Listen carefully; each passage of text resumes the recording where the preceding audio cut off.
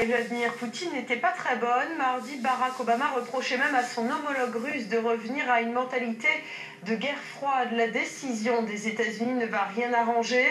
Le président américain a annulé sa rencontre prévue avec Vladimir Poutine avant le G20 de Saint-Pétersbourg au mois de septembre. Il proteste ainsi contre l'asile temporaire accordé par Moscou à Edward Snowden. Mais vous allez le voir, ce n'est pas la seule explication. Les relations des États-Unis et de la Russie ont toujours été très compliquées. Aurore Dupuis. Nous voulons relancer le dialogue entre nos deux pays. Mars 2009, premier mandat de l'administration Obama, la secrétaire d'État américaine Hillary Clinton offre à son homologue russe Sergei Lavrov un bouton rouge marqué Reset. Ironie du sort, le mot est mal traduit en russe, il signifie surcharge.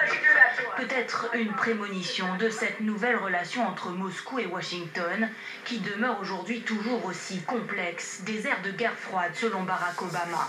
Bien avant l'affaire Snowden, premier dossier épineux, la Syrie. Plus de 2 ans de guerre et plus de 100 000 morts.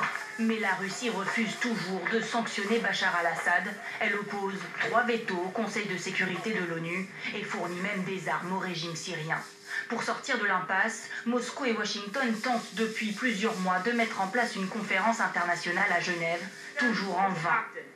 Autre dossier qui fâche, le bouclier antimissile. Les États-Unis veulent installer un système de sécurité en Europe, essentiellement pour se protéger contre l'Iran. Problème, le dispositif devrait être installé près de la frontière russe. Le Kremlin se sent directement menacé. Le projet est en attente depuis 3 décennies. Et puis il y a la question des droits de l'homme en Russie. ONG internationale bannie, homosexualité réprimée, opposants emprisonnés, les Pussy Riots, Alexei Navalny et surtout Sergueï Magnitsky, mort en prison en 2009. 18 fonctionnaires russes liés de près ou de loin à cette affaire sont interdits de séjour sur le territoire américain. En représailles, Moscou interdit aux familles américaines d'adopter des enfants russes. Malgré toute cette tension, les relations économiques entre les deux pays sont intactes. Import et export ne cessent d'augmenter depuis 10 ans.